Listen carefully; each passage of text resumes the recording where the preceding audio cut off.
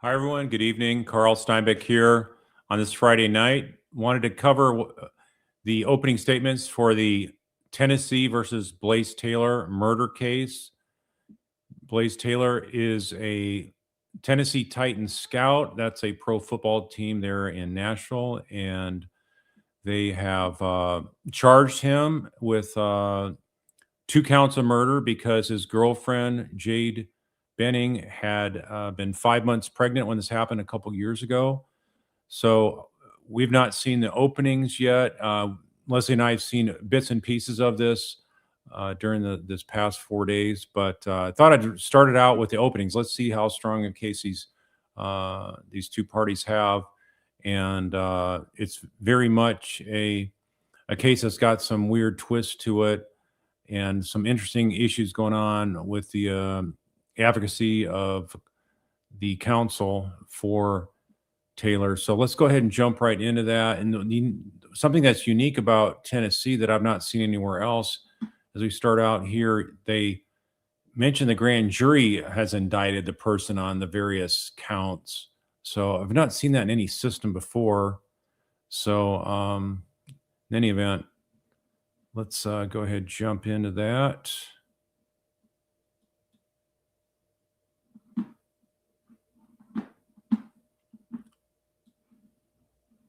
So I'll show you what this one of the prosecutors does. He reads the indictment, and the way they do that is sort of unique by mentioning the grand jury on each count. So here we go. And then what I plan to do this weekend is get caught up on the rest. So I'll probably do it the next couple nights as well, cover this case and summarize some of the key testimony and let you know who I think is doing the best job and how the case is looking from the perspective of prosecution and the defense. So check this out. Verdict render according to law and evidence, so help you God. Yes. All right, you can have a seat. Oh, okay. All right, the state will read the indictment. Yes, Your Honor. Police court, counsel, members of the jury, the indictment in this case reads as follows. State of Tennessee, Davidson County, count 1. The grand jurors of Davidson County, Tennessee, duly impounded and sworn upon their oath, present Blaise Allen Taylor on the 25th day of February 2023 in Davidson County, Tennessee, and before the finding of this indictment, unlawfully, intentionally, and with premeditation, did kill J. Tristan Benning in violation of Tennessee Code Annotated, Section 39-13-202, and against the peace and dignity of the state of Tennessee. Count 2. The grand jurors of Davidson County, Tennessee, duly impounded and sworn upon their oath, present that Blaise Allen Taylor, on the 25th day of February 2023 in Davidson County, Tennessee, and before the finding of this indictment, unlawfully, intentionally, and with premeditation, did kill the unborn female child of J. Tristan Benning in violation of Tennessee Code Annotated, Section 39-13-202, and against the peace and dignity of the state of Tennessee. Count 3.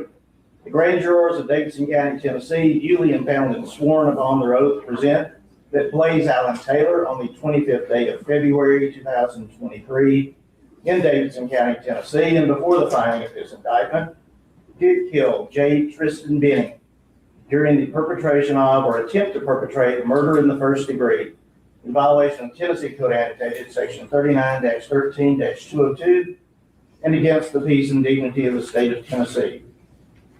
Count 4.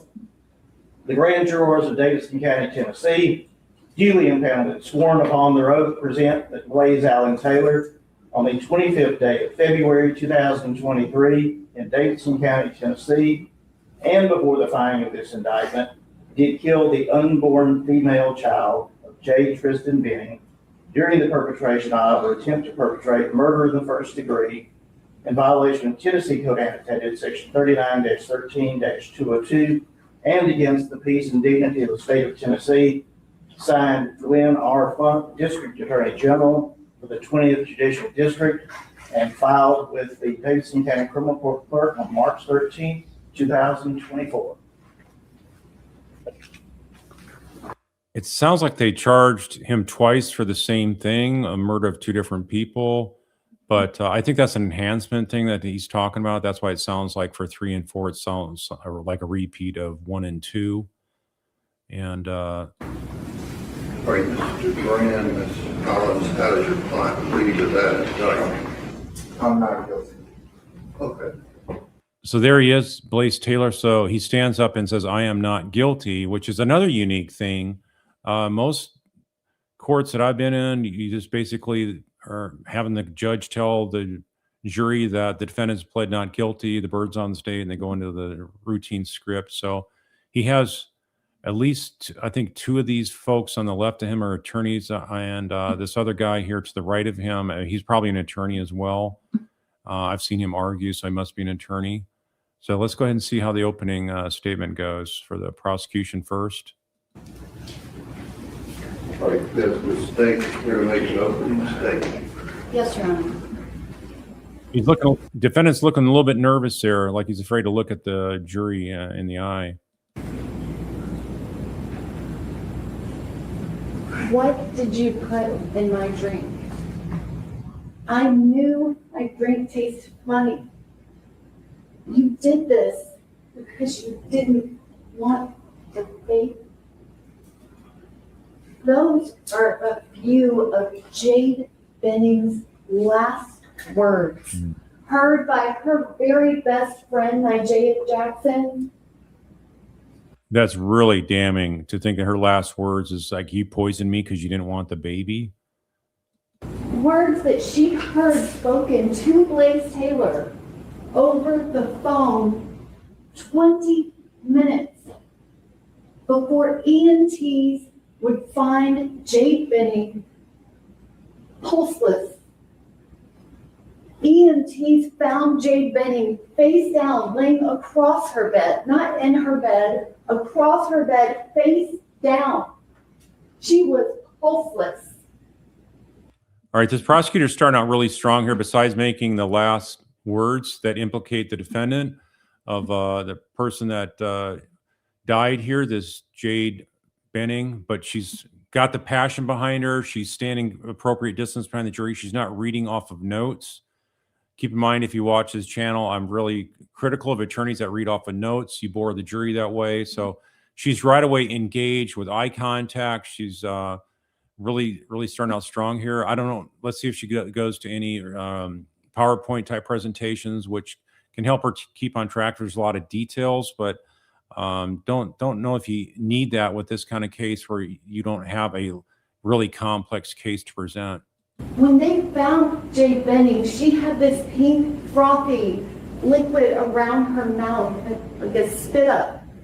And the area where she had been face down on her comforter, it had that same pink spit up vomit on it.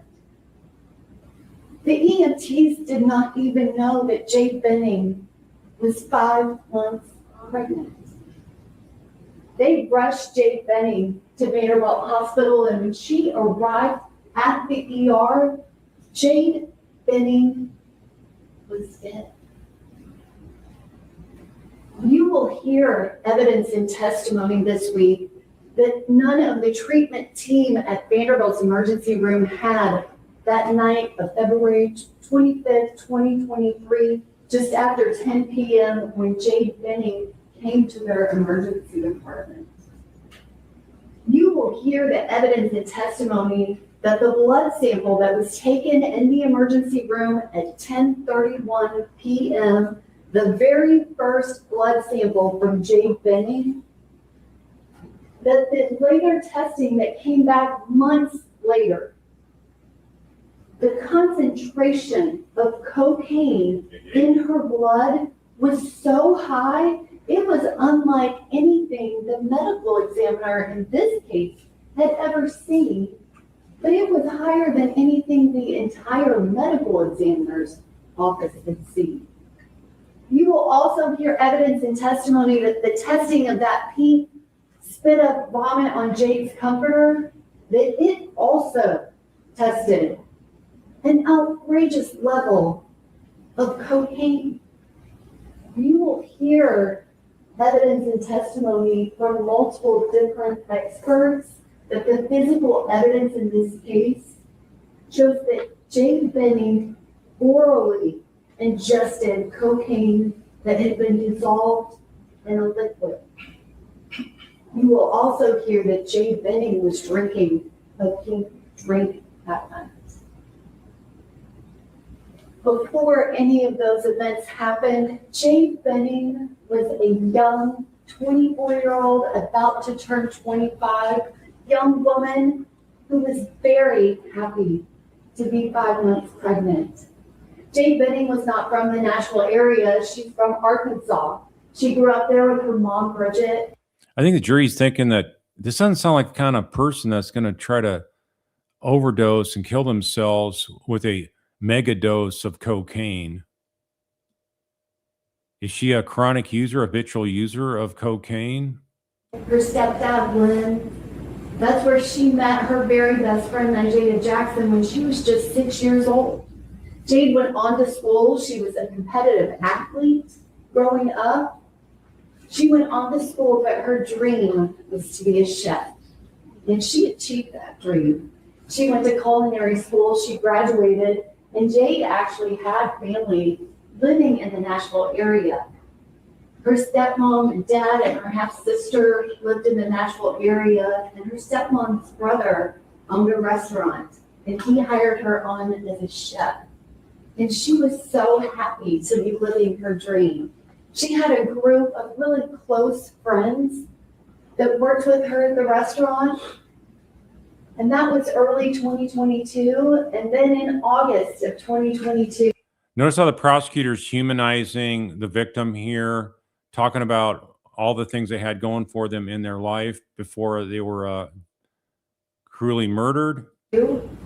Jake Benning's best friend, Nigella Jackson, her very best friend growing up, moved to Nashville to go to school at Mary.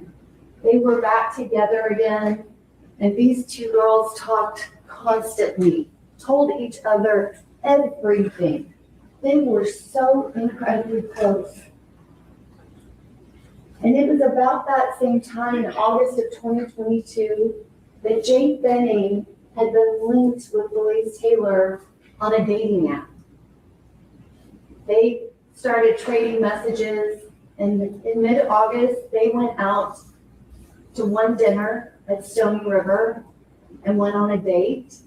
And they began a casual relationship. It became sexual. It was not a public relationship. They dated, and sometime in late September, Jake Benning became pregnant. Now, she did not find out that she was pregnant until November 2nd of 2022. And when Jake Benning took that home pregnancy test, the very first thing that she did was she called her best friend, Nigella. She told her, and they started planning to figure out how they could get an appointment to make sure that that was in fact the case. And she confirmed that she definitely was pregnant. Jake Benning reached out to Blaise Taylor and told him that she needed to talk to him in person. And they talked. And then the next day they talked some more. Jake Benning reached out to her mom, Bridget, to her dad, Dennis. She told both of them. She talked to Nigella a lot about it. She was happy. And on November 6th of 2022, she sent a message to Blaise Taylor confirming her choice to the ultimatum that he gave her. There were no more messages between them. Not any messages until New Year's Eve. Jake Benning went to her November 16th, 2022 ultrasound, and Blaise Taylor was not there with her. She began planning. She was living in a one-bedroom apartment, and she began planning to get a two-bedroom. And she just started doing all of the things that you do to get ready to have a baby. New Year's Eve, she didn't have to work that night, but she still went to the restaurant that she worked at. She went with her dad and her stepmom, and they were there with everybody at the restaurant for New Year's Eve. Blaise Taylor reached out to her on New Year's Eve. And after that night, they began speaking again. And the messages they sent back and forth, it was kind of trying to figure out what was going to be. Jade Benning ultimately expressed that she wanted a relationship with him. Blaise Taylor didn't go to any of Jade Benning's pregnancy appointments. She had 3 in February before she died. He didn't go to the February 2nd appointment where she was going to find out if they were having a baby girl or a baby boy. She asked him to go, and he did not. The week before February 25th, 2023, that day, it was Saturday. Earlier that week, Blaise Taylor went out of town on a work trip, and he came back early that Thursday morning, and Jade Benning wanted to see him, and they messaged. She went over to his house mid-morning for a little bit before he went to work. Look at this. She's citing dates, times, events, actions of the parties and other witnesses, and she's not going off any notes. This is what you want to see in a trial attorney to captivate the attention of the jury. They should know this case inside and out. They don't need to have a crutch like reading from a script. And she asked to see him that night, but he did not make that plan happen with her.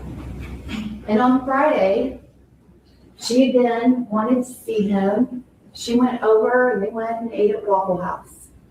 And she wanted to see him that night. And she messaged him. But he didn't return her message. So Blaise Taylor was messaging people that night.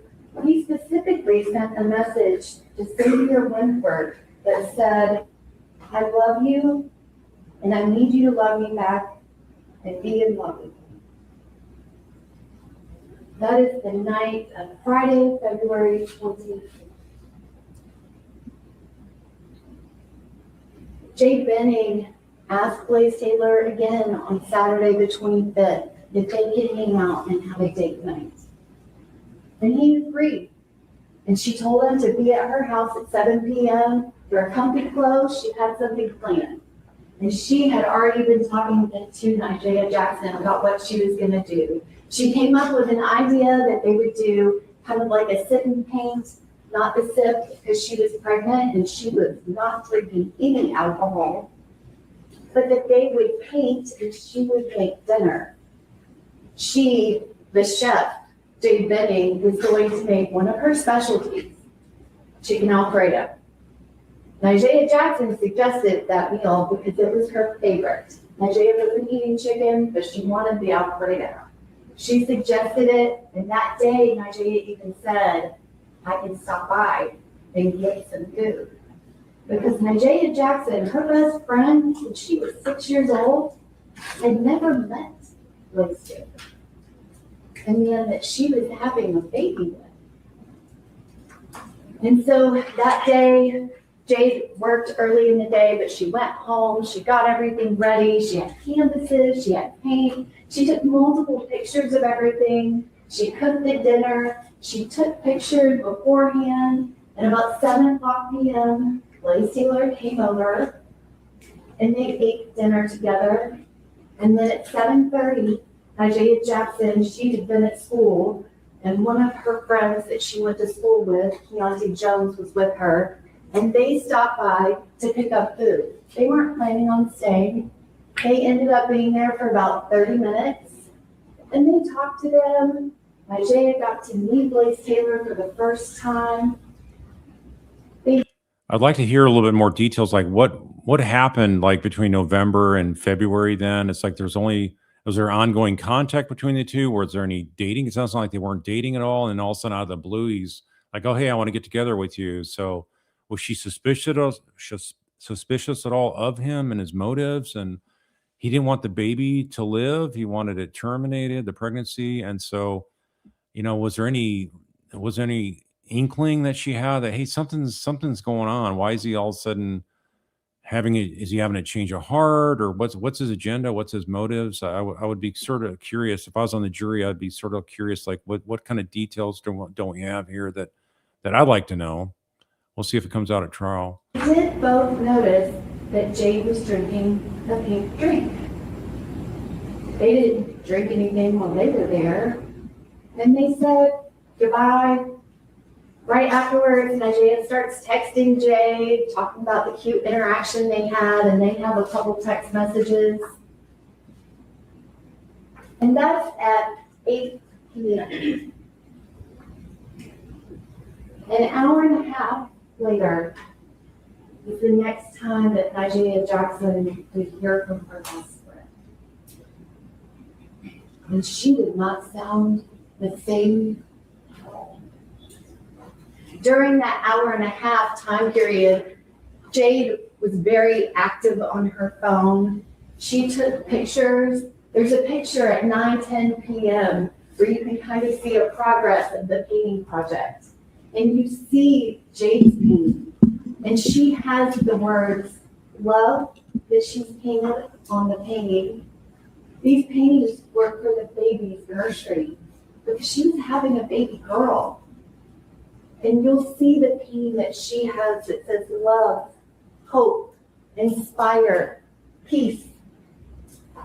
And then the digital forensics expert from Metro Nashville Police Department will testify and explain that he can tell that Jade Benning not only was on Pinterest, but she actually searched. She was looking for inspiration for more words that were beautiful words of inspiration.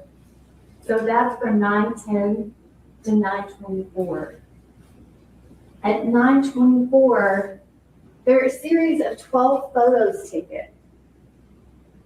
The 12 photos are all pictures of Jade Benning and Blaise Taylor, and several of them have her painting in it.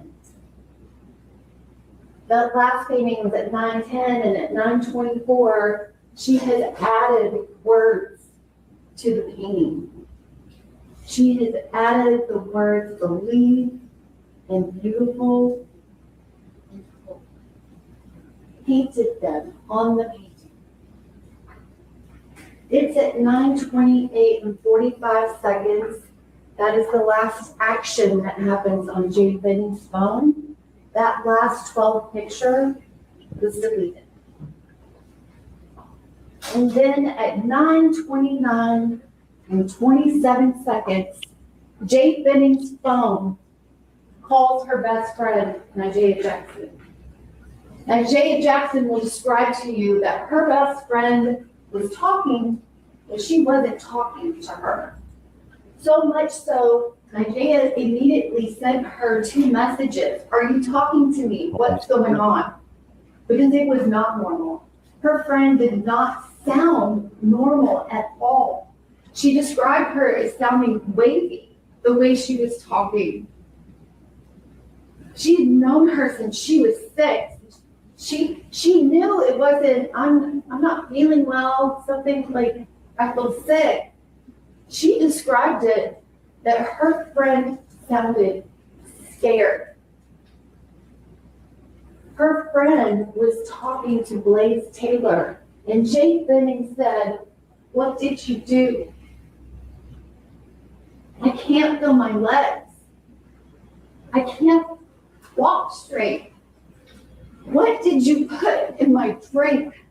I knew my drink tasted funny. What's in your hand? Show me. Show me your pocket. Wow. What did you put in my drink? I knew my drink tasted funny. You did this because you didn't want the baby." She was repeating, "What's in your hand?" At one point, he responded back to her, "Nothing." During the 6-minute and 9-second call, Jade Benning is screaming out to her friend who's not responding to her. She hears her friend say to Blaise Taylor, "You're scaring me." And his response was, "You're scaring me." After 6 minutes and 9 seconds, Jade's phone disconnected the call. Right before that call disconnected, Nigeria, she was so confused as to what was going on. She merged her friend Keontae Jones into the call so that he could hear it. And at the end, Jade was trying to speak, but couldn't form words. He heard Jade, but couldn't make out anything that she was saying. That call began at 9:29 and 27 seconds. It was 6 minutes and 9 seconds long. At 9:50 p.m., EMTs arrived at the patient, Jade Benning, and she was pulseless. Nigeria Jackson sped to her best friend's condo, and when she got there, Jade Benning was already in the back of the ambulance. They would not let her in to see her friend. She started jumping up and down so she could see in the little window, and she saw her friend, who was gray. Nigeria Jackson, she goes to Vanderbilt ER, and Blaise Taylor, he goes there too. He had called 911. She goes to Vanderbilt Hospital. She talks to the medical staff. She hears him talking to the medical staff, and he is not telling them what Jade said. She tells them what she heard her best friend say. The first officers arrived an hour later, and Officer Pfeiffer, he hasn't talked to Nigeria Jackson yet. He approaches Blaise Taylor and asks him what happened. Another officer talks to him, and then a detective talks to him, and when he talks to all three of those people, the scenario he gives is Jade started feeling bad. She threw up. I called my dad. My dad told me to call 911. And then I called 911. He tells Officer Pfeiffer, the first officer, that the person on the 911 call who answered it told him it was an allergic reaction. You will also be presented with that 911 call. That 911 call where the operator says the standard, "Please give me the address of your emergency." He says, "I don't know, it's on Donaldson. I'm with my friend. She's having an allergic reaction." He goes on to tell the 911 operator that she must be having an allergic reaction to something she ate. He doesn't tell the 911 operator anything about what Jade Benning said. And about 6 minutes and 25 seconds into that 911 call, which he called the staff, 45 seconds before he called 911. It's a 30-second phone call. Now that's several minutes after the call with Nigeria ended. Not a ton of time, but 2 to 3 minutes after that call ends. Places the call to his dad, it's a 30-second call. He calls 911, but again, he's told all three people, he later tells all three law enforcement, she threw up, I called my dad, I called 911. 6 minutes and 25 seconds into the 911 call, he tells them, "I think she's throwing up." He never tells 911 that Jade Benning is his girlfriend. He never tells them she's pregnant. The doctors at Vanderbilt, they were able to return spontaneous circulation, which means they were able to get Jade's heart to beat again. But the damage that was done to her brain, she never regained any brain activity, and she was on life support. On March 6th of 2025, Jade Benning and her unborn baby girl on her 25th birthday,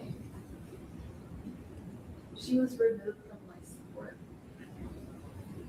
Dr. Erin Carney with the medical examiner's office, she performed the autopsy on Jade Benning and her unborn baby girl. Dr. Carney already knew about Jade Benning before she ever died. She had already been contacted about her case because it was very unusual.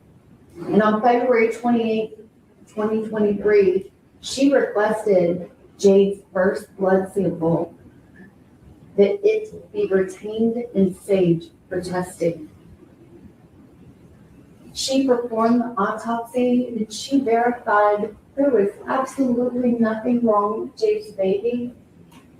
Had she remained alive, her pregnancy would have continued and she would have had a baby girl. Dr. Carney will testify and tell you that the cause of Jade Benning's death was acute cocaine toxicity, a level higher than anything she has ever seen in any overdose death.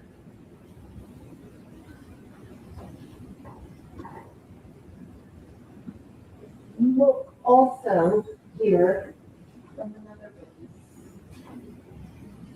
Miss Apple Denny.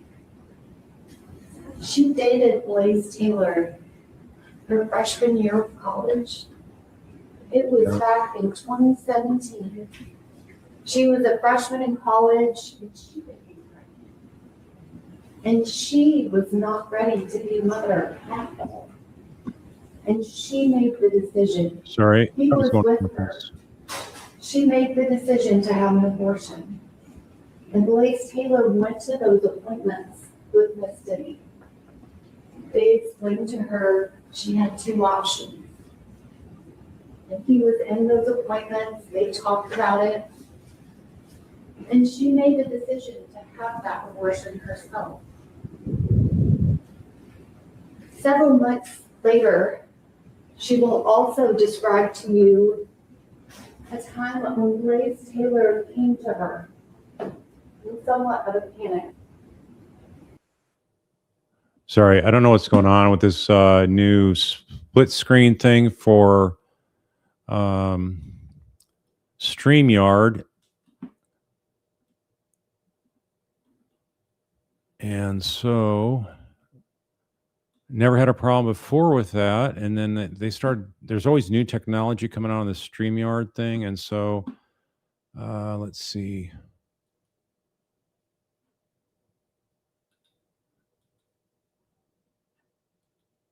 Somehow it reverted to that, and now I lost my spot. So give me a moment, please. Let me try to find it again.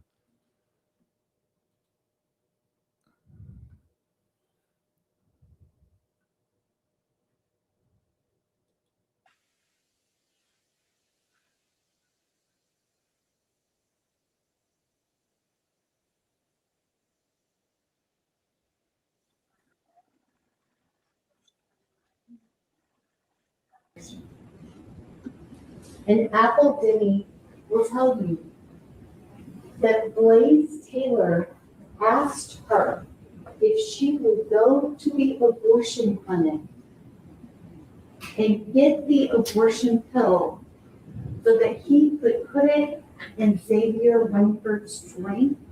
All right. She also said right before this got linked in again that he said he was dating somebody else, and then this led into him saying to abort the baby. To cause an abortion without her knowing. Miss Denny told him no, and also told him that wasn't even possible. she will describe to you that he then began talking about what else could he put in her drink that would cause an abortion. Jade Benning's last words. What did you put in my drink? I knew my drink tasted funny. The jury's thinking, okay, would a pregnant woman take cocaine? And if she took cocaine, it was too much, or it took an illegal drug of any kind, she'd be blurting out, hey, there's something in this, whatever I took. I need to get to the hospital right away. I don't know why she didn't tell her friend Jade, hey, I got to hang up. I'm calling 911. I don't know why she didn't call 911 right away. And also, why isn't he calling 911? Where's he at when this is going down and she's dying in the apartment? You did this because you didn't want me. After you have heard all of the evidence, we will ask you to return a verdict of guilty on all 4 counts of the indictment.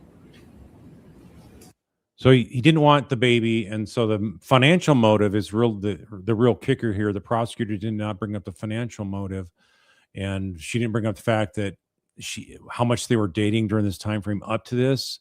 Was this sort of like not much contact at all? He didn't want any interest in the kid, and as a pregnancy is going on, if he doesn't want any information about it, he's probably not interested in dating her, as it sounds like he's already dating somebody else. Was he dating other people when he's dating her? We don't really know that, but it's just sort of like I think an indicator that this is really a financial motive crime. And I think the jury's probably thinking, it's like, okay, it sounds like he wanted to end the life of the baby in the womb, not to necessarily kill her. But if you give somebody a poison, and especially give them that much cocaine, that's extreme reckless disregard for human life, in this case human lives. Sorry, let's see what. Not too lengthy. Got a little bit in the mud there. There's too much minutia details to follow a little bit towards the end, but you got the points well across, I think.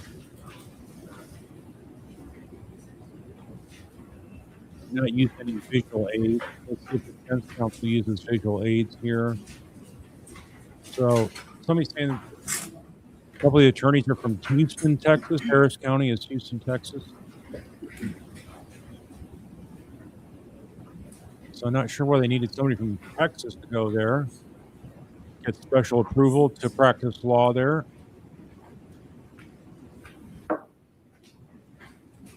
Good morning. This As we talked about yesterday, this is a very, very serious situation, as you know. And so again, I thank you. I thank you for coming back. I thank you for coming yesterday. And I thank you for taking very serious, and I know that because of the answers you gave us yesterday, this process. All this greeting stuff and thanking somebody in the beginning, I'm just not a big fan of that. I think get right to the point, cut right to the chase. Why is your client falsely accused? In our judicial system. Save, if you want to thank a jury, just thank them at the very end, right as your last closing. I too want to tell you the story of Jade Bennett and Blaise Taylor. But as you can imagine, it's quite different. And you're going to hear over the course of this entire trial a lot of information. And if any of you are like me, it's easier to compartmentalize it. I think it's good that she has a visual aid here. The fact that she's got Quinones and Associates for their firm, I don't like the fact that you're using sort of that as a marketing thing. I know the state can have theirs on there, so I guess even Steven for that. But so that as you hear the evidence, you can dump them in a bucket. And that way, at the end of the trial, a week or so later, it won't be so difficult to remember what you heard. And so what I want you to do is I want you to think about things before, think about during the incident, and after the incident. think about things before the incident, and the incident is going to be February 25th of 2023. Before the incident, during the incident, and after the incident.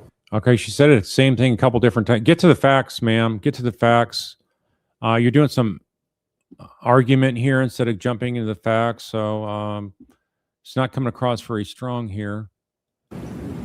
It will help. So let's talk about before. Before, I want you to know who Blaise Taylor was. What's your defense theory? I think you should say that right off the bat. This is a case about such and such that happened because of whatnot, and get right to the point of why your client's not guilty. And who Jay Benning was. Blaise is the oldest of 2 children. He is the son of Evie and Trooper Taylor. Blaise has a younger sister, Star Taylor. Blaise's father is a football coach, a college football coach. And I've since learned that living a football coach's life and on that level, it takes you around several places across the country. So they traveled a lot.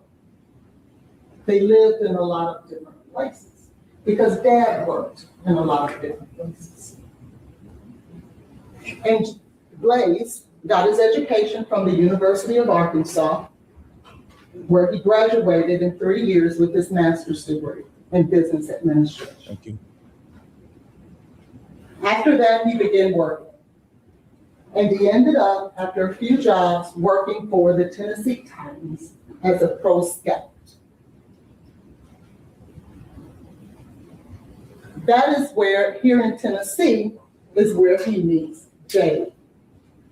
But what's also important to know is that throughout Blaise's life, even when he played football, even when he was in college, he never drank and he never did any drugs. No alcohol and no drugs ever in his life. I want to now show you who Jay Benning is and was. She was a beautiful young lady. She was an aspiring chef. And she too was from Arkansas. And she moved to Tennessee after graduating from culinary school to become a chef and work at Ernest's Hideaway Grill and Bar. But different than Blaise, Jay was involved with alcohol, and Jay was involved with drugs. And that is where they differ. But what they are alike, as you heard, just as Blaise was casually dating young women, Jay Benning was casually dating young men. And so that is who they were before the incident. Now let's talk about Blaise and Jay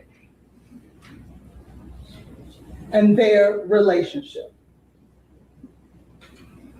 Blaise and Jay met on Hinge, a dating app, in January of 2022. They exchanged a few messages, but never really hooked up. It went into February of 2022 when Blaise reached out to Jay, but yet she never returned the message. About a month later, she returns the message and says, "Oh, I've been busy, but it's good to speak with."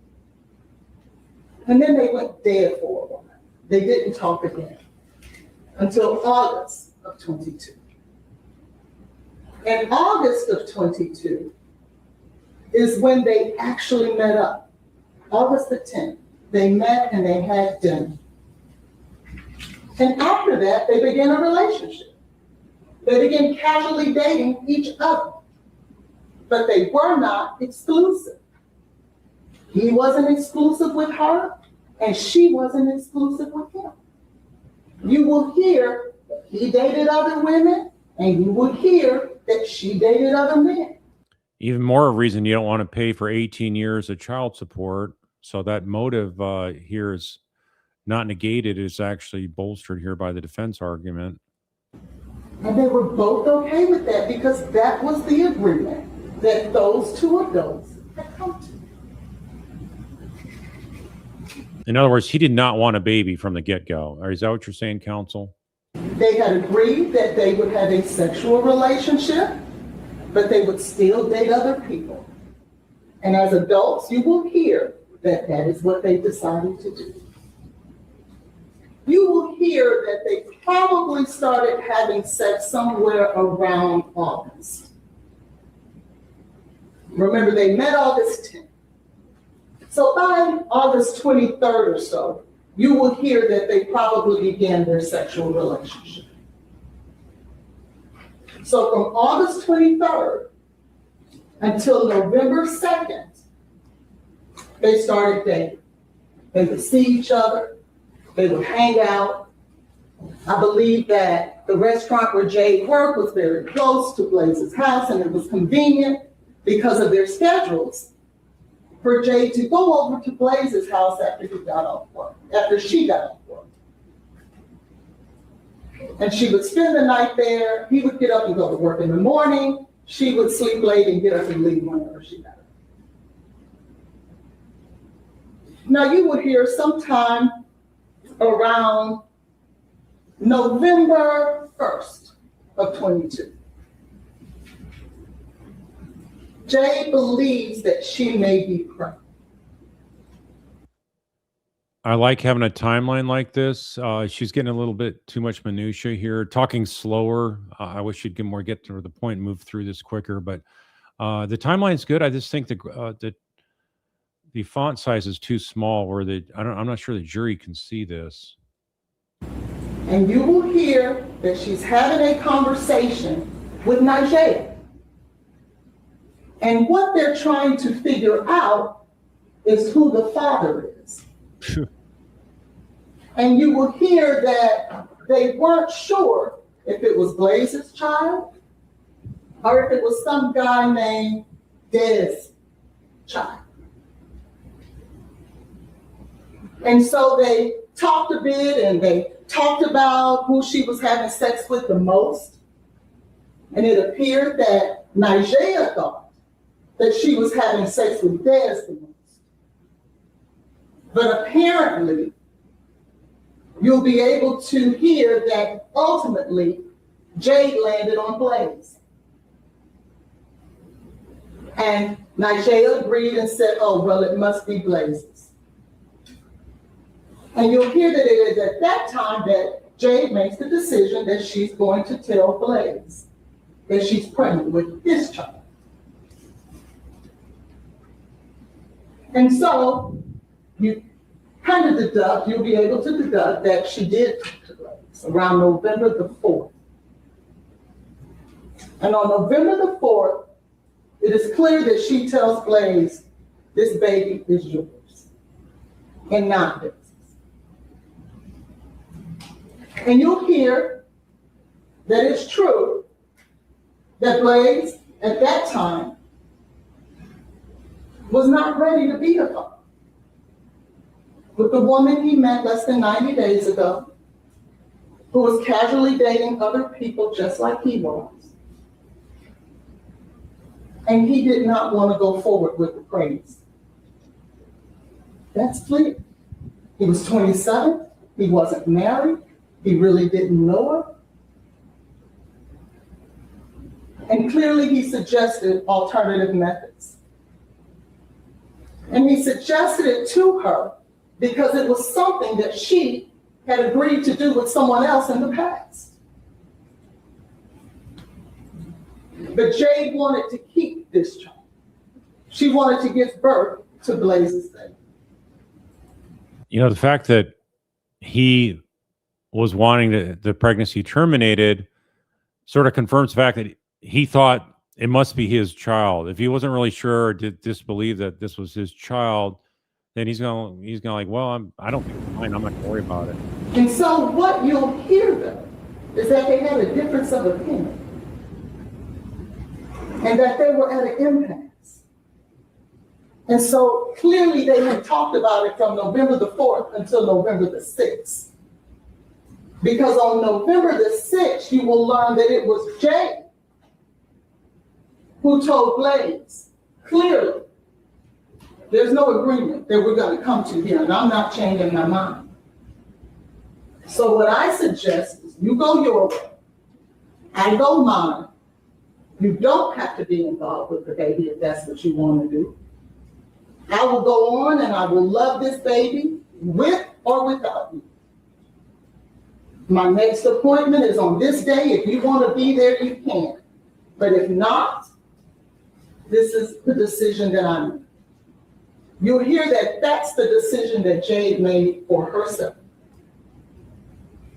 Now, what's important is that after that, what you won't hear is that Blaise was forcing her, pressuring her, continuously calling her or texting her, trying to force her to abort this baby.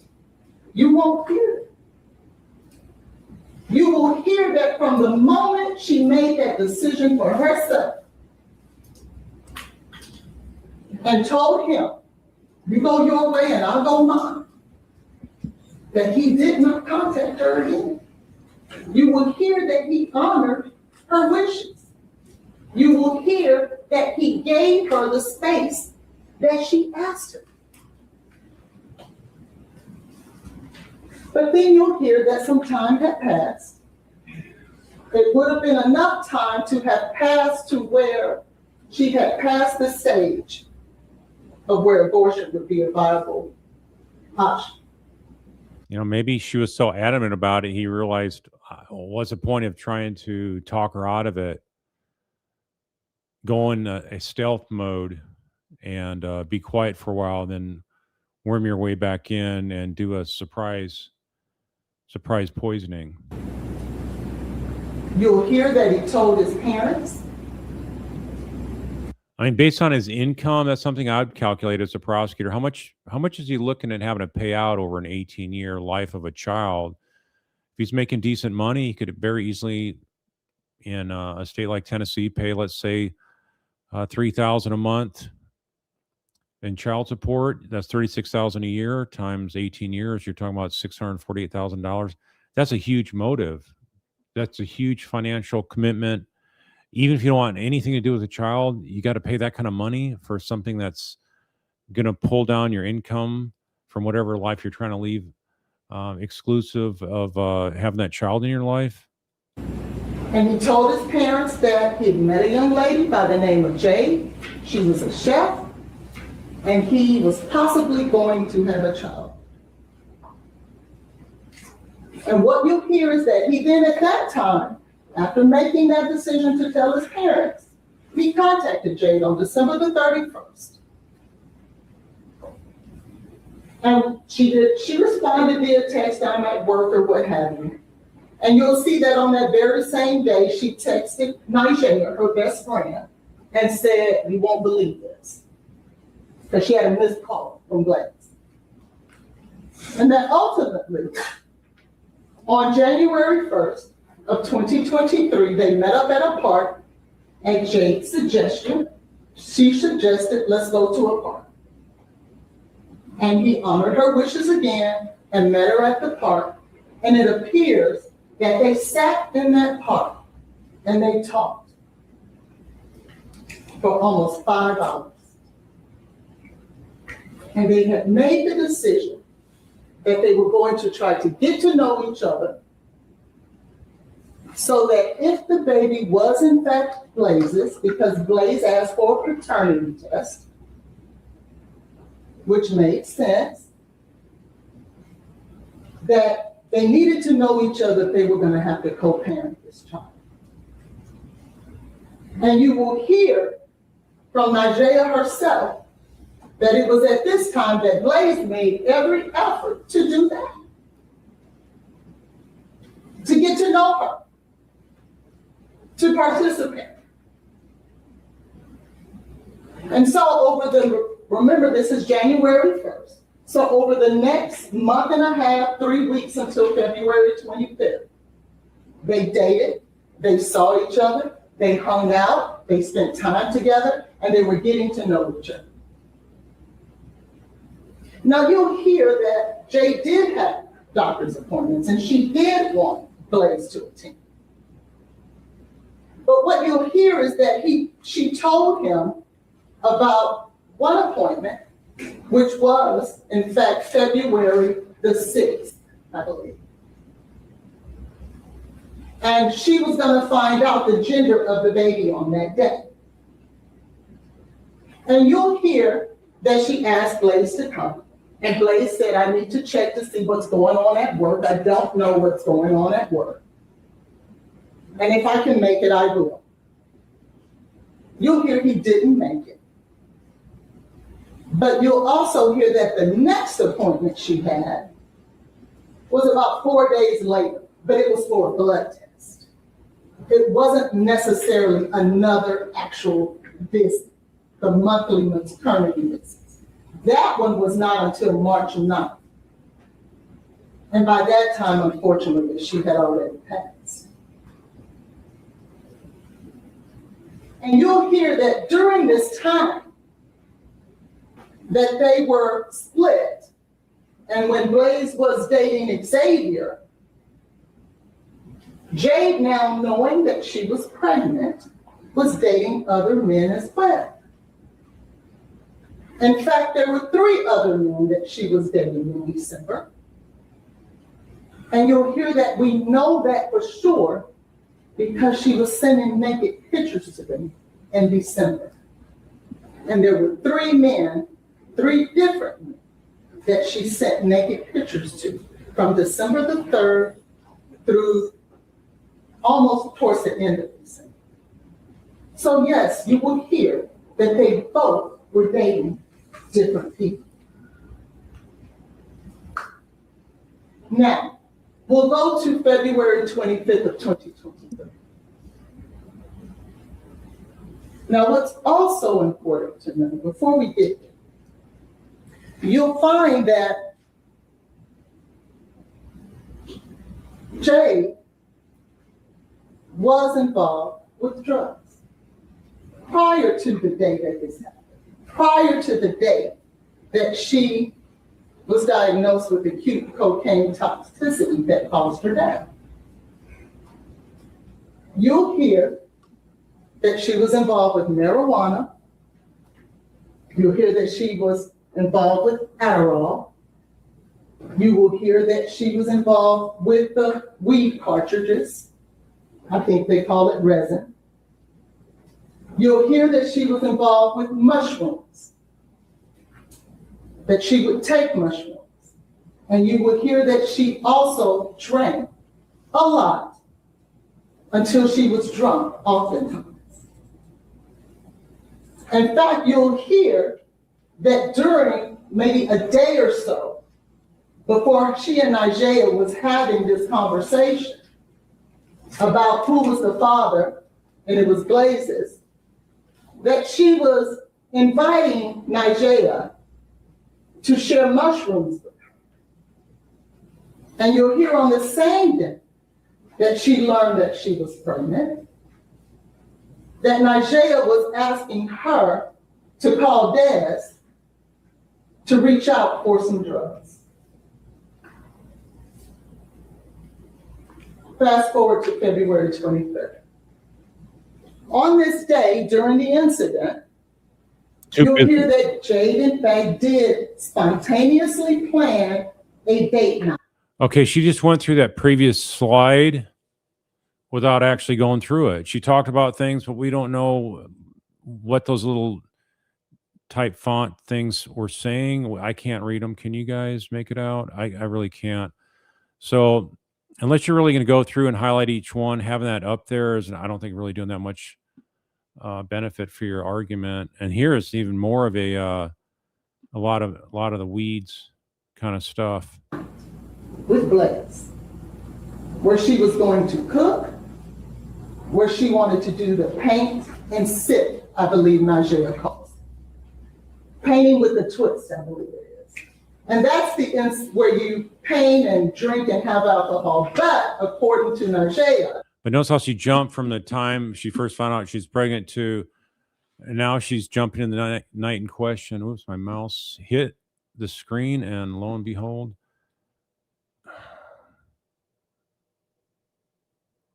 hold on a second here.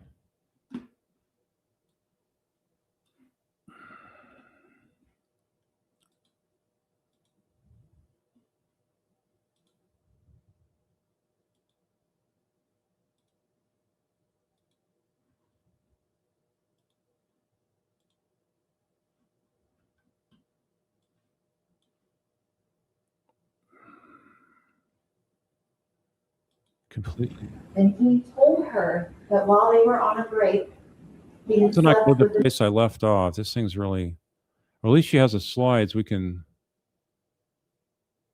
go by that. paint and drink and have alcohol. But according to Najee, they weren't going to have any alcohol because remember, even Najee is going to tell you that she knew Blaise did not drink. And so, as she planned this date spontaneously, she reaches out to Blaise around noon that day. He didn't know that she was going to call him. And says, hey, what are you doing tonight? Will you be free? And he says, yeah, what do you want to do? What's going on? It was a little cold that day, so he wanted to know, what did you want to do? What should I wear? She says, dress comfortably and come to the house around 7. And he says, sure, I can do that. Now, what you hear when she was planning this date night, she was planning it with Najee.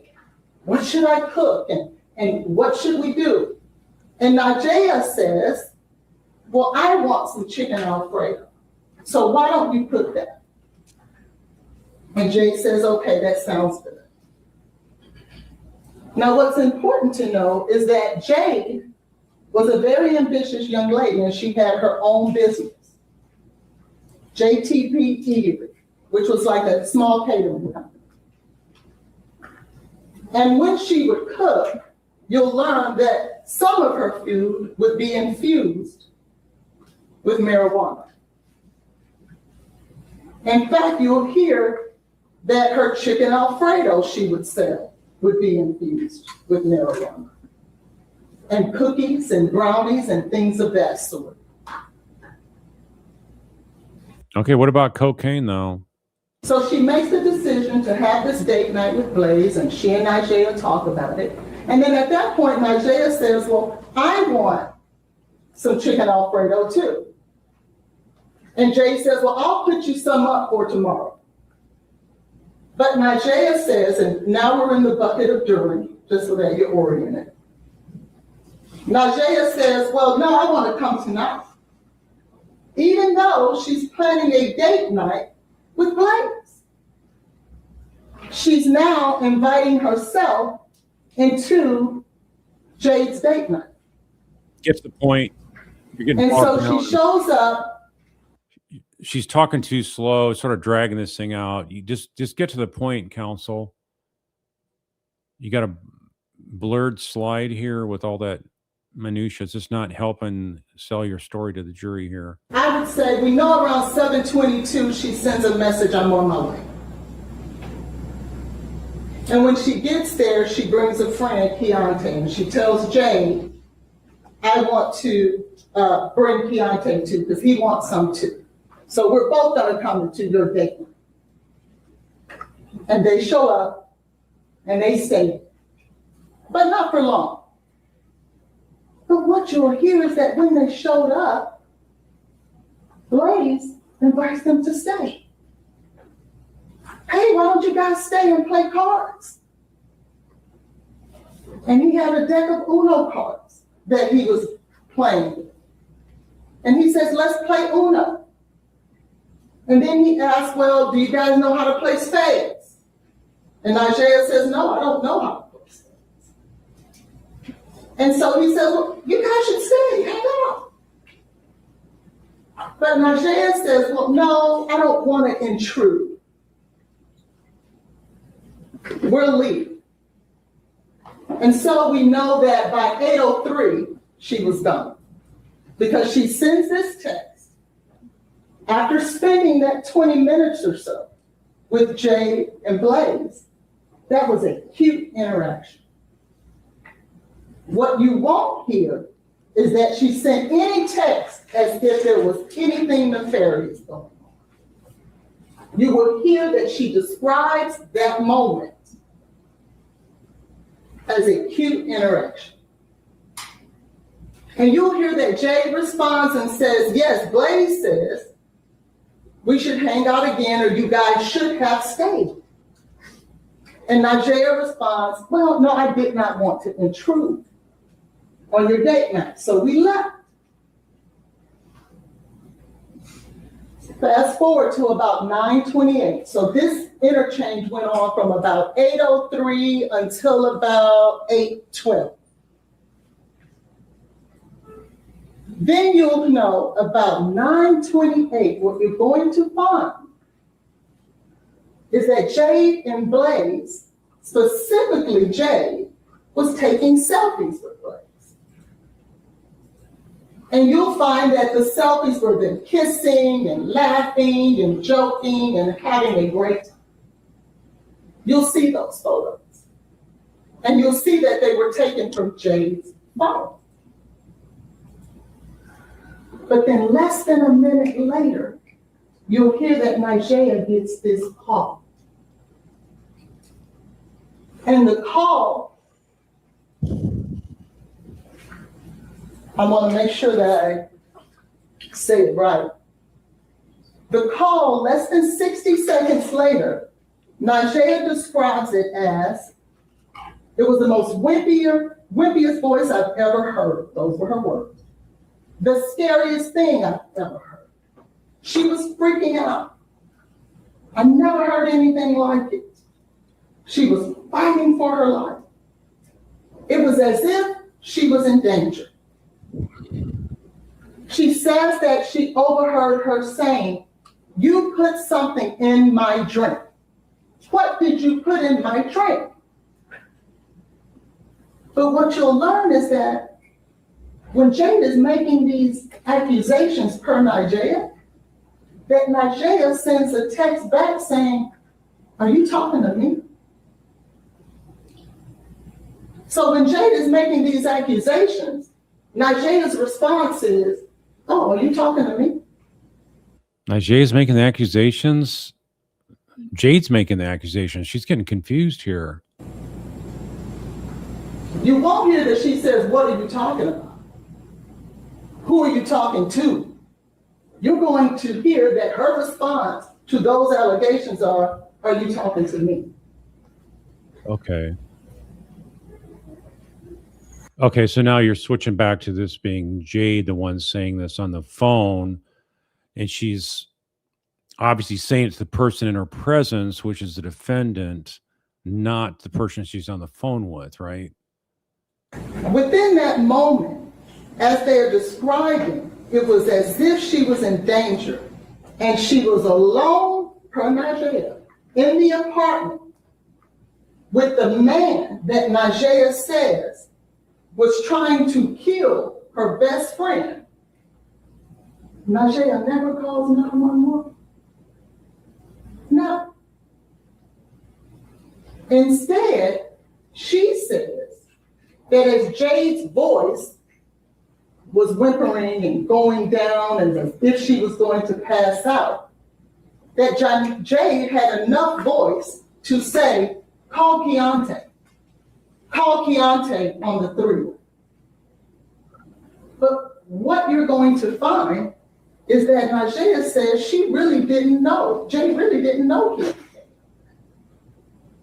Okay, well, if she's got some poison in her system, her mental capacity is already being compromised.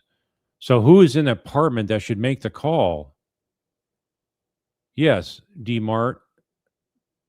Why isn't he calling 911 before she can even call Najee? So that's the real question the jury wants to know. Yeah, you're right. she's dying with a mega dose of cocaine. But if you have Mr.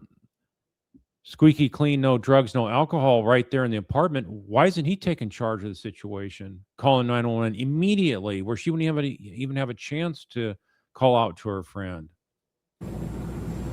But according to Nigeria, Jade wants her to call Keontae. You won't hear her say that Jade wanted her to call 911 or call her father. Yeah, just don't address the defendant being there in the apartment. That's If she wants her to call the guy she doesn't really know on the three-way. And Nigeria says she doesn't. And after she calls the gentleman, Keontae on the three-way,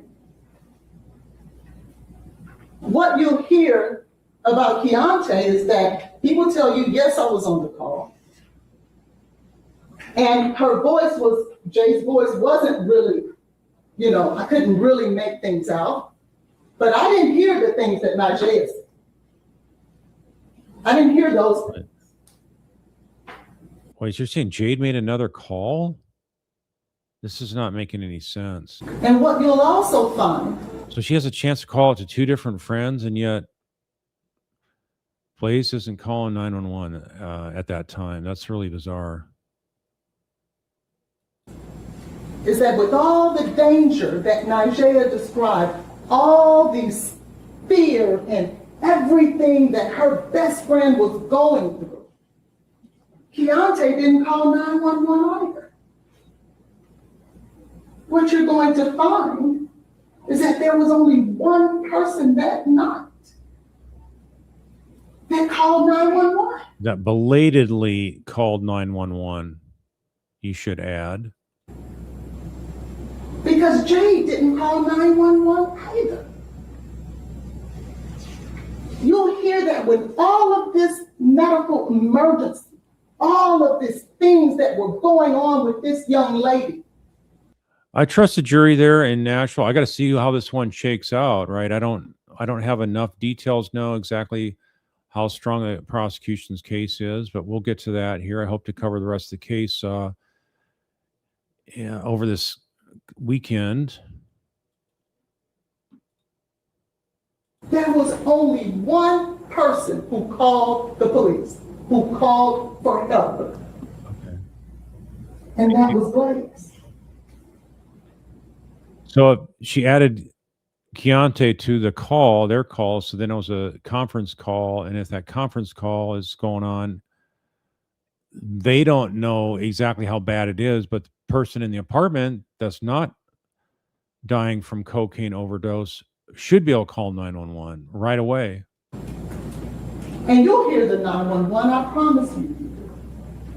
Thanks. And you'll have the opportunity to hear everything that he said and everything that he did. But you won't hear one 911 call between Jade, Nigeria, or Keontae. And you'll hear the panic in Blaise's face. You'll hear where he's running around trying to find the address. Because he didn't know the address by heart that way, just like Nigeria didn't know the address. Because later you'll find that the police asked Nigeria for the address too. And remember, she had just been there earlier, and she had to call to you. And you'll hear that eventually EMS showed up. And what's very important to know is that. So in other words, they pressured Blaise to make the call because she's dialing up her friends, and they're calling. And apparently, you're saying somebody called Blaise, say, "Hey, what's going on there at the apartment? Are you calling 911?" So is he forced to, in essence? When EMS shows up and they get in that apartment 107, Jade was in a significant or stable enough condition that they did not perform CPR inside of the apartment. So you'll hear that whatever stress, whatever condition Jade was in, it wasn't significant enough for EMS to begin CPR right then at that moment. And those medical professionals will have to tell you that if it was dire enough that way, they would have had to give her CPR right then and there. They will tell you that. They will tell you that if the stress and condition that that young lady was in was so dire, they would not have waited to give her CPR once they got her on the back. Well, if she's unconscious but she's still breathing, do you give CPR? I mean, I don't understand her point. So then you'll hear that Blaise was the one who ran out and met the ambulance outside and showed them where the apartment was. Because the apartment is such that you're really not going to know where the apartment is unless someone kind of directs you. So you'll hear that he went out and did that. And you'll hear that he never went back upstairs after EMS got there. When EMS left, he did too. And by then you'll hear that Nigeria was there and she too followed the ambulance truck. And when they get to the hospital, it was Blaise who showed and helped Nigeria park. And so they go into the hospital, they rush Jade in. She's in critical condition by this time. And Vanderbilt is doing everything they can to give her the services that they need, that she needs. And you'll hear that Nigeria in the hospital starts with these allegations. This is where Nigeria starts telling the social worker there at Vanderbilt. Blaise did something to her. Blaise put something in her drink, and these are the things that she was saying. And the investigation begins. And now we're at after. Oh, I'm sorry, I moved the wrong way. And then you'll hear that while they're at the hospital, Blaise never leaves. He stays there the entire time. When her mother calls, he answers the phone. When the police questions him, he answers the questions. When another police officer questions him, he answers those questions. When another police officer questions him, he answers those questions. You'll hear that he cooperated with every authority there.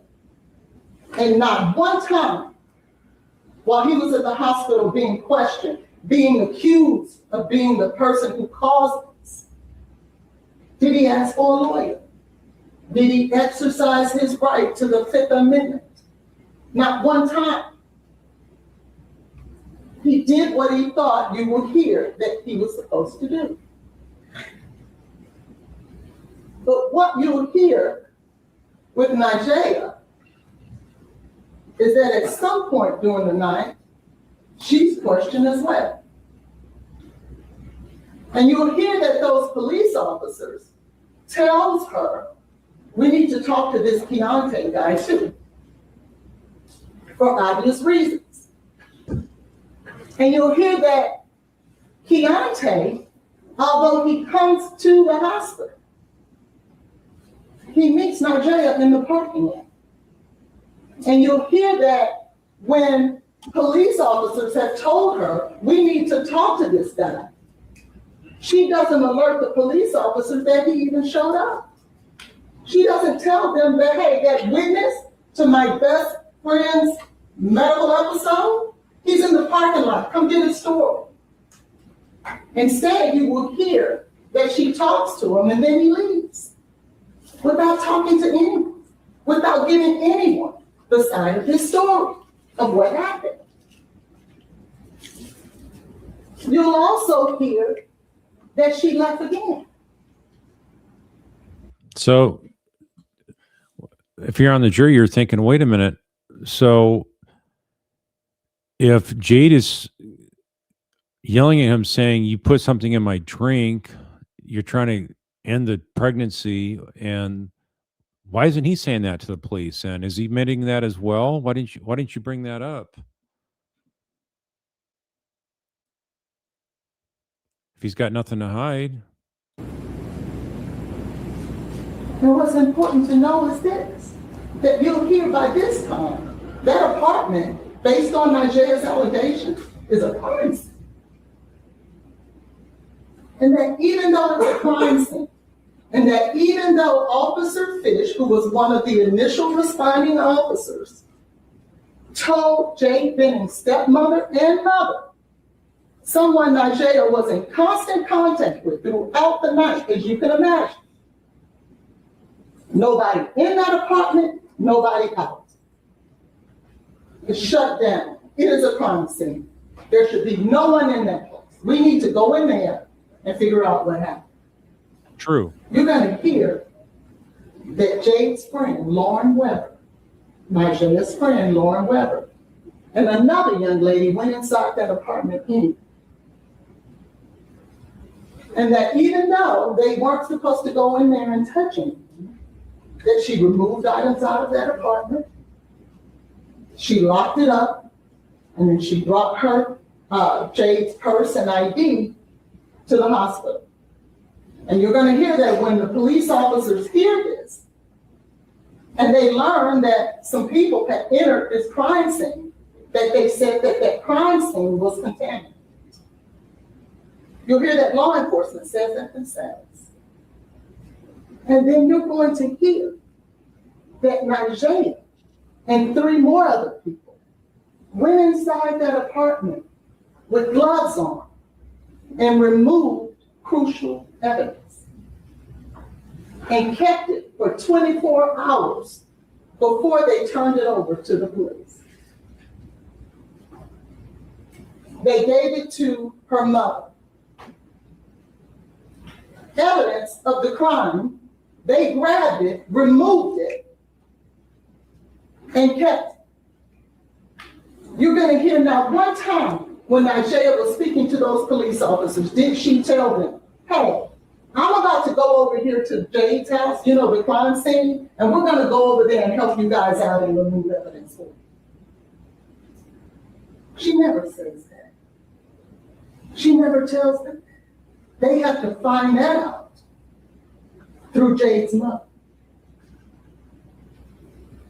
You're gonna also find that Nigeria had Jade's phone during this night and had gone into the phone. And we know that it couldn't have been Jade because by now Jade was in critical condition and in a coma and was manipulating through the phone.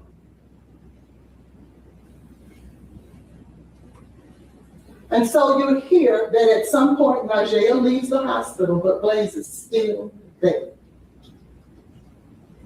And he doesn't leave until Jade's mother gets there. And that you'll hear that he helped her find the parking space too. He ran out there and said, save the parking space as well. Yeah, because he's scared and he's got to figure out a way to not draw attention to himself. Of course he's doing that. Look like Mr. Helpful. And you'll hear by now, it's over. Jade is in critical condition. She's pretty much on life support. She had suffered a significant brain injury as a result of losing oxygen to her. And you'll hear that there was, in fact, laboratory evidence, the blood, the urine. You're going to hear a lot of stuff about it. And yes, you're going to hear that there was an awful amount of cocaine in her system. But what you're going to hear is that the integrity of those vials of blood and urine were such that the results of those blood tests does not make sense. The experts are going to have to tell you that it was too much cocaine for Jade to take on her own, and too much cocaine for Blaise to have slipped in a drink and her not notice. But you're gonna hear there are so many issues with the way the lab dealt with that there's not a medical professional alive who would rely on those results. They're gonna have to tell you that.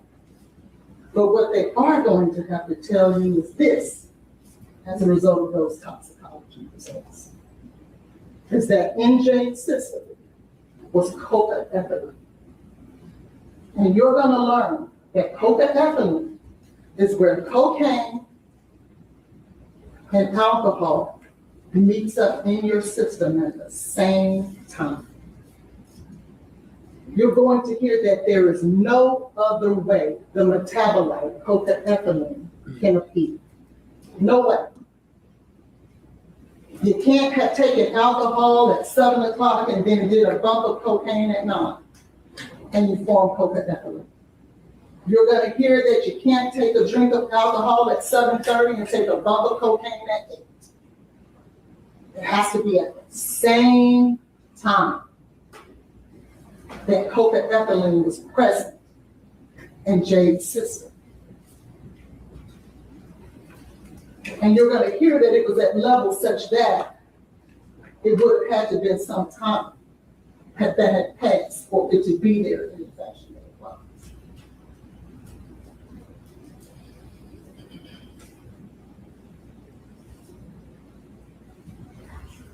You're going to hear that at the end of this, that the medical examiner, Dr. Aaron Carney, performed the autopsy on Jade Bennett. And what you'll learn is that an autopsy is, what they like to say is that it's not done in a vacuum. And what that basically means is you can't just look at the body to determine what happened. You have to factor in surrounding circumstances as well. And what you'll learn is that there are two things that the medical examiner is responsible for doing: determining the cause of death and the manner of death. The cause of death is going to be the medical issue that caused you to die. And the manner of death, you'll learn, to be only 5 things. It can be natural causes, accident, it could be undetermined, it could be homicide, and it could be suicide. It's going to always fall in one of those 5 buckets. And because it's not done in a vacuum, you have to look at the surrounding circumstances before you come to a conclusion as to which bucket those 5 land in. And what you're going to see is the medical examiner, the medical professional, the person that we rely on to come to a conclusion professionally as to what happened in regards to the manner of death for Ms. Bennett. You're going to hear that even she could not come to the conclusion of homicide. And homicide just means you died at the hands of another. Doesn't necessarily mean a crime occurred. It just means that you died at the hands of another. You're going to hear that Dr. Carney is going to get on that stand. Remember, we talked about that's where your evidence will come from. And she's going to have to tell you, I cannot rule this a homicide. And the reason she's going to tell you she cannot rule this a homicide is because of the circumstances surrounding Ms. Bennett's death. Well, that super dosage of cocaine, you can survive? I don't quite get this. And that she ruled it undetermined. But was it ruled a homicide? Or did they not determine whether she would have made the effort to inflict a overdose on herself unintentionally, talking about Jade. What that basically means is that she could not come to a conclusion. Now, you will hear from Apple Denny. Okay, she put up a slide there. It's not talking about Apple, Denny's biases. I mean, that's totally argument there. So not sure why the prosecution would allow that slide. Apple, Denny's Arkansas connection. And Apple is someone that Blaise dated when he was in college, some 6 years before this happened. And you'll hear that Apple is from Arkansas, Jade is from Arkansas, Najee is from Arkansas, and a friend named Ariane Jordan is from Arkansas. And you'll hear that Ariane heard about Ms. Benning's death. She heard about the allegations that it was Najee who was saying it was Blaise that did it. And that within days of Ms. Benning's death, she told Apple. And you're going to hear that even though Apple says that Blaise was trying to poison Xavier Winfrey, she never goes to the police right then and there and says, Blaise was trying to kill someone else. Just like this situation. You're going to hear it was months before she did that. But you're going to hear a lot of other things too about Ms. Bennett. You're going to hear that just as recent as April of this year, that on her to-do list was to put Blaise in prison. And she posted. You're going to hear that there were times that she felt, well, let me back that up. There are times that she made other false allegations against Blaise. And one of those allegations is going to be that while she was out of her apartment one day, Blaise had snuck in somehow when he was living in Tennessee and she was in Arkansas, and moved her bed over, or moved her furniture over a few inches and then left. And she called the police to tell them, Blaise snuck in my apartment and moved my furniture to a court and just to miss it. What's she talking about? And that you'll hear that in spite of all of that, that she still said Blaise was the best thing that ever happened to her when it was appropriate to do so. And you'll hear just 2 weeks before this incident that she was on social media trying to determine who Blaise was dating. This is really going in the weeds, folks.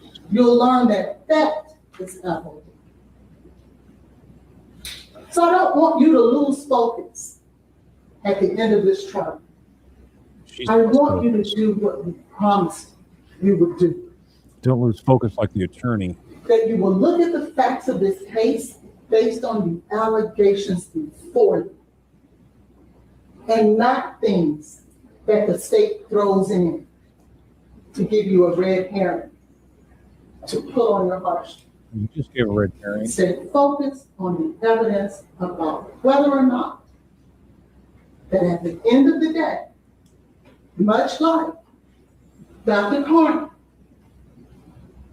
did you hear enough evidence, not whether it's sad and tragic, because it is, that a young lady lost her life. Because I also want you to know, and I almost failed to forget to tell you this, that there was also fentanyl found in this business, not just.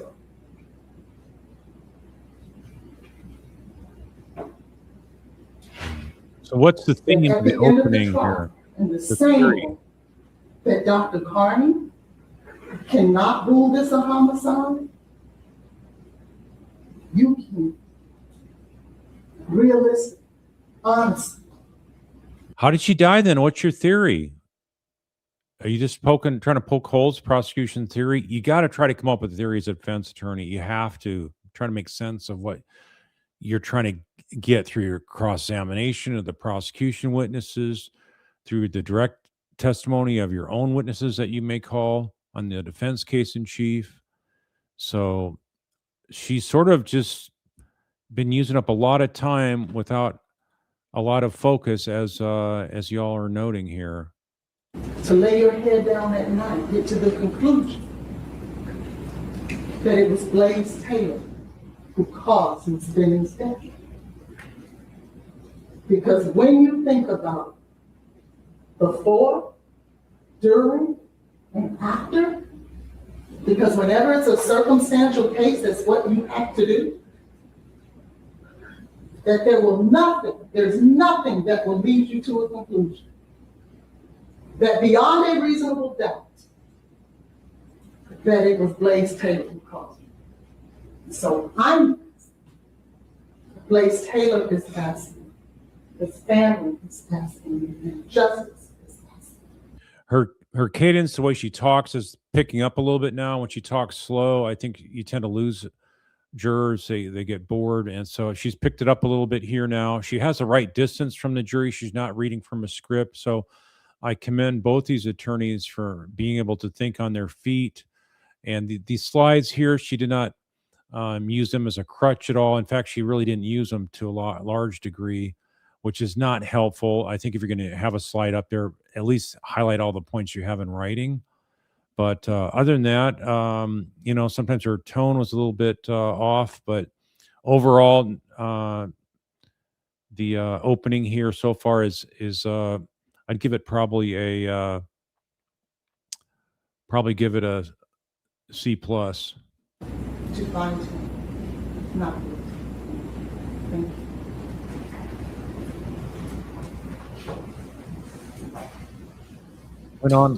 Went on a little bit too much in minutia and stuff. Get to the point. Talk about the outrage of how your client's falsely accused. I don't refer to him as client though, but say his name and don't call him the defendant or my client. So anyway, this is Sorry, ladies and gentlemen, the jury, not at my request, but at the attorney's request, they want a short break before witnesses begin. So if you'll step down the hallway for 6 minutes.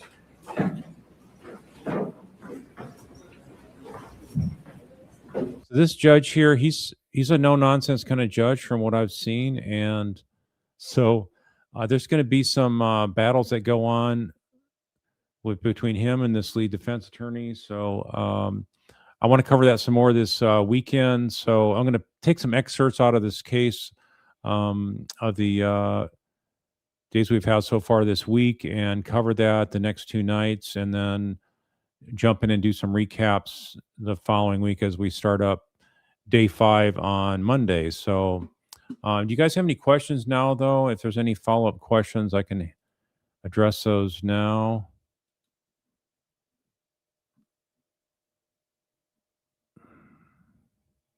Yeah, no, LJ, she's you're talking about my cat here I held up earlier. She was scratching the door wanting to come in, so I let her in.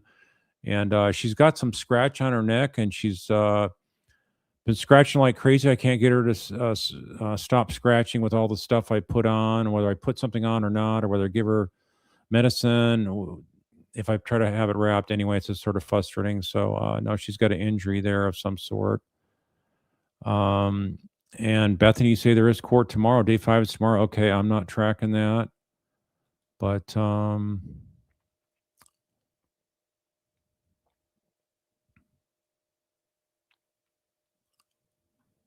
do you guys think that the drugs that the defense has brought in as an issue, you think that this mother is going to be taking a unheard of amount of cocaine while she's pregnant, having this guy over, and not going to say something to him about, hey, I got this pink lemonade loaded to the hilt with this cocaine.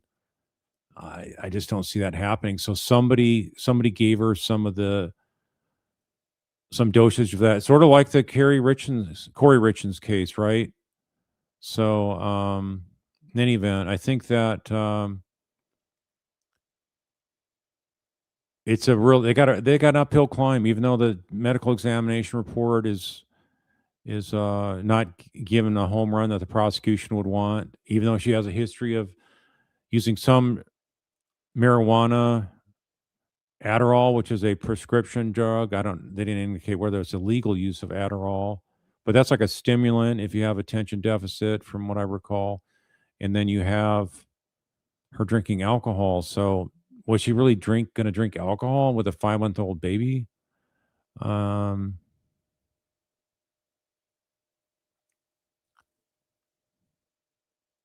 So yeah, it was obviously ingested. I don't think this looks like a knowing ingest case. It's not a case where she's depressed and accidentally takes too much or takes the wrong amount, or somebody gave her the wrong amount that she was willing to take some kind of illegal drug. And so, yeah, normal recreational use that was spiked with something else. I just don't see that happening. So I want to see more of what Blaise Taylor had for the details of what he was doing up the hospital, more about the calls, how he's reacting when the paramedics showed up. Those kind of details are really going to help set the scene.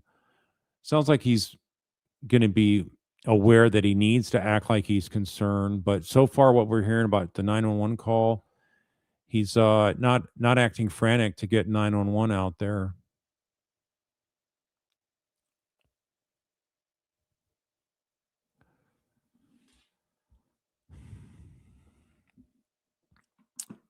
Bethany Miles, you're saying so reminiscent of Corey Richards, but when I say that, others respond by saying Corey Richards minus evidence of the drug purchase, a la Carmen Lauder.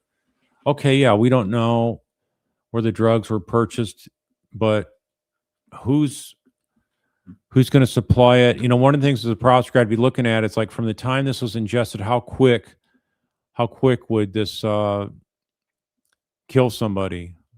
Sounds like it'd be pretty quick, right? A matter of minutes, less than 10 minutes.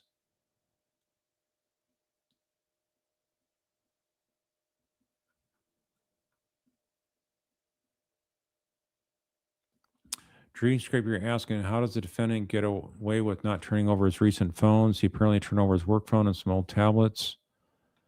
Well, did they do a search warrant to obtain the phone if he didn't comply with it? And how would they find it if he hid it? So if he's doing stuff like not turning over his personal phones, some old tablets that he's not using. Okay, yeah, that sounds fishy.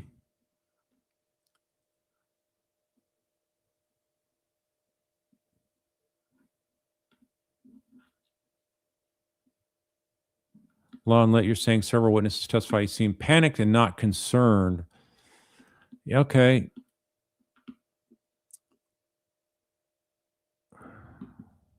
Stevie Hall, you're saying it's annoying the lawyers trying to conflate marijuana and mushrooms with cocaine and fentanyl. They're completely two different classes of drugs.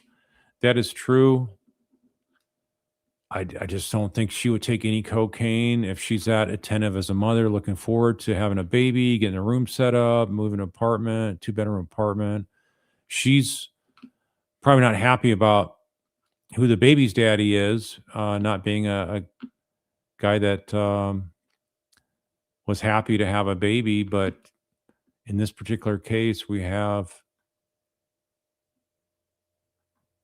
her trying to make the best of the situation, and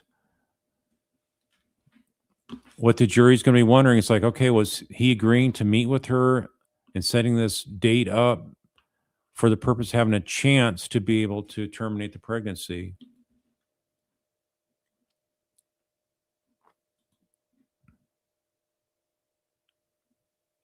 So yeah, the defense counsel here, a little bit confusing on some of these other slides and some of the history on who he was dating and what conversation they had and how he was a good guy. Okay, I'm sure there's some testimony to that they can present on defense saying it's good guy, he's a peaceful guy, that kind of thing. But you put some kind of huge financial burden on somebody and you never know what they're capable of doing.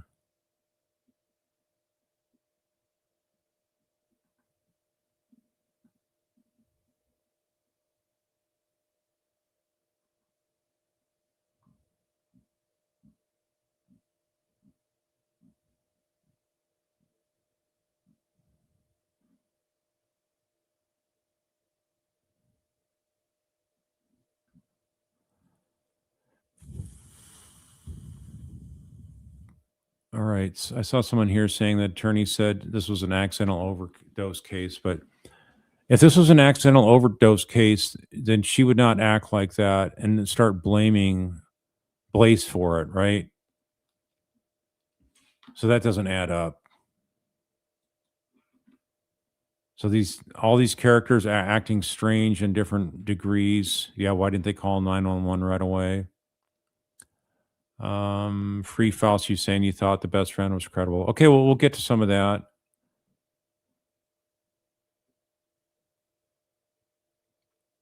And I just don't think that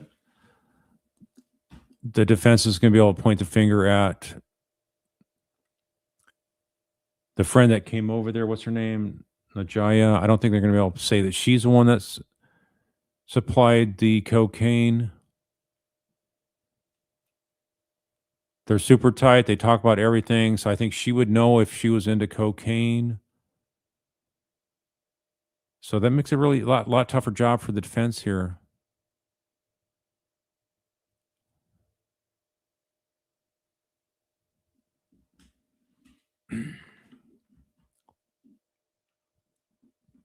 True crime wifey. Yeah, she was happy for the baby, preparing for it, and excited to be a mom in February 2023, and that's when she was killed.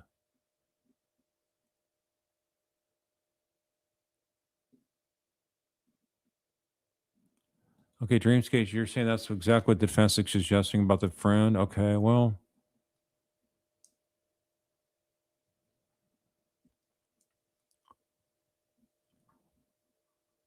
find that hard to believe. The first time she's going to use cocaine is when she's 5 months pregnant, and she's trying to win this guy over to be involved in their life, her and the baby's life. That doesn't make any sense. Grayson's button, you're saying Blaise has a means, motive, and opportunity.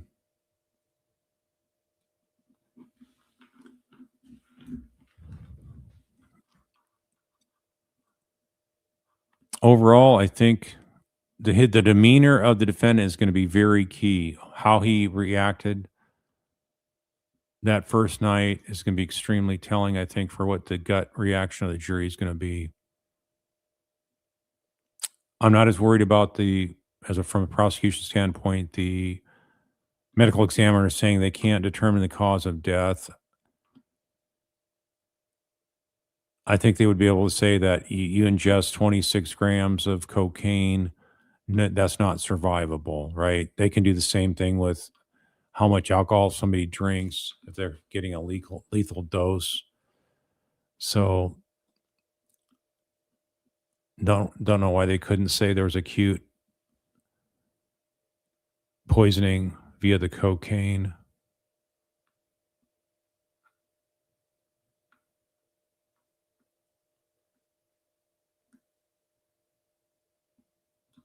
True crime wife, you're saying, please watch the EMS female testimony. Blaise blocked them from providing medical attention. The scene was deemed unsafe, had to load and go. Jay didn't get CPR until the ambulance. Okay. That's something that defense attorney is making it sound like she didn't need CPR. She's doing pretty good. So, I mean, she's just all over the map in that regard. So that kind of testimony would be very damning. That's the kind of thing I'd really be focusing on if I was prosecuting this case.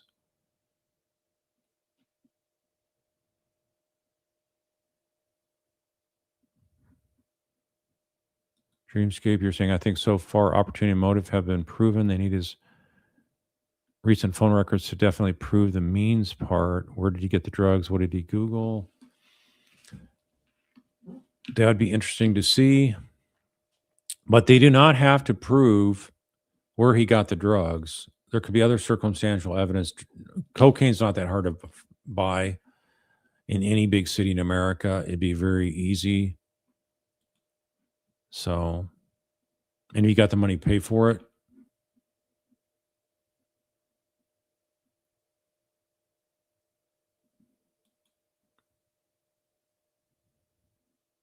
Law, Annette, you're saying medical experts do say it was poisoning. Defense attorney kept trying to nitpick on exactly how that could be. Okay. Well, we'll get some of that here next couple days.